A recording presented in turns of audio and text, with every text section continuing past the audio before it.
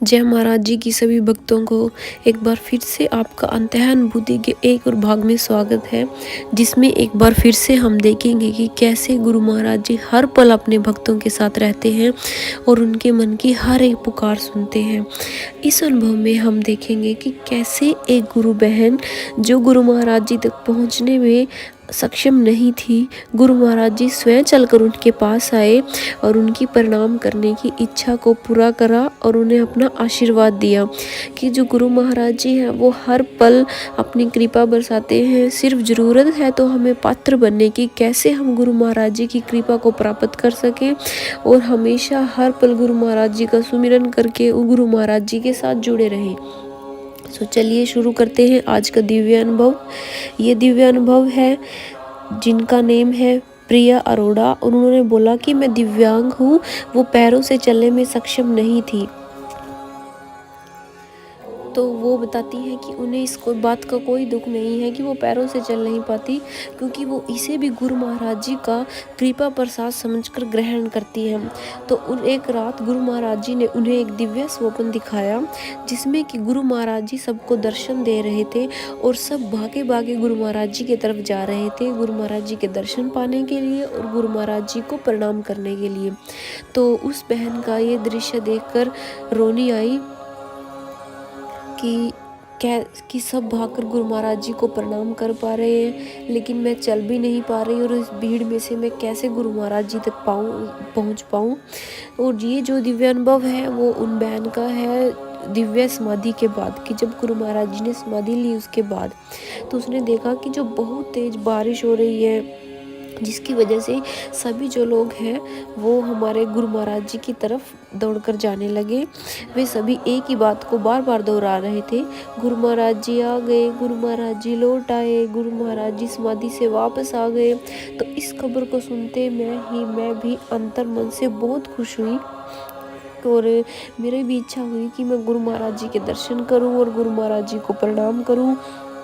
मैं उनके दर्शन करना चाहती थी, पर कहीं ना कहीं मेरे मन में उस टाइम पे थोड़ा सा दुख जाहिर हुआ कि मैं अपने पैरों में चलने में सक्षम नहीं हूँ और इस भीड़ को कैसे मैं पार करके गुरु महाराज जी तक जाऊँ।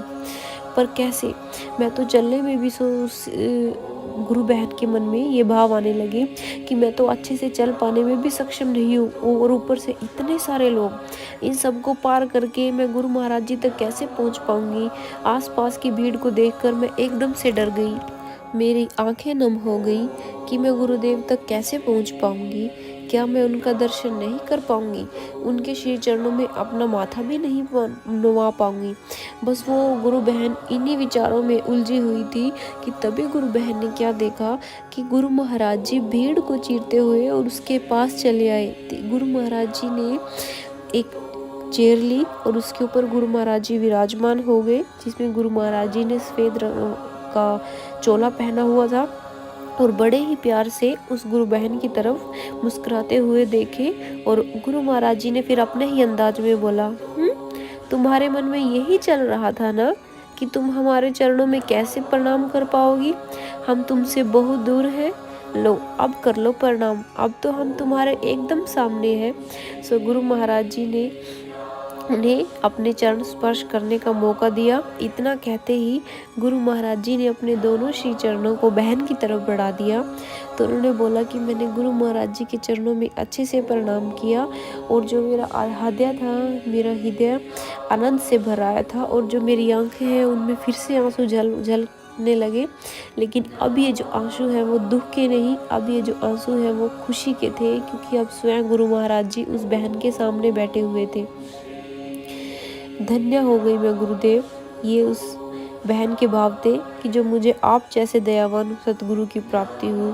सो ये बहन रहती है हरियाणा के सिरसा में, जो हर रोज़ साधना करके कैसे उन्होंने गुरु महाराज जी की कृपा को प्राप्त किया और कैसे उस दिव्य अनुभव को देखा कि गुरु महाराज जी समाधि से लौट कर आए और कैसे उन्होंने गुरु महाराज जी के चरणों में प्रणाम किया और गुरु महाराज जी ने उनका आशीर्वाद दिया। सो हमें सिर्फ ज़रूरत है अपने गुरु महाराज जी को दिल से सच्चे मन से याद करने की। गुरु महाराज जी हमेशा हर पल हर शिष्य के पास रहते हैं वो कहते हैं ना कि अगर हम भगवान की तरफ एक कदम बढ़ाएं तो वो हमारी तरफ 100 कदम बढ़ाते हैं। तो हमें सिर्फ एक छोटी सी शुरुआत करने की ज़रूरत है। डेली अगर हम साधना नहीं कर पाते तो 5 मिनट से शुरू करके 5, 10, 15 ऐसे करके बढ़ाते जाएं, साधना करें। अगर आप थोड़ी सी भी छोटी शुरुआत करेंगे तो गुरु महाराज जी अपनी कृपा का प्रसाद और लुटाएंगे। जय महाराज जी की।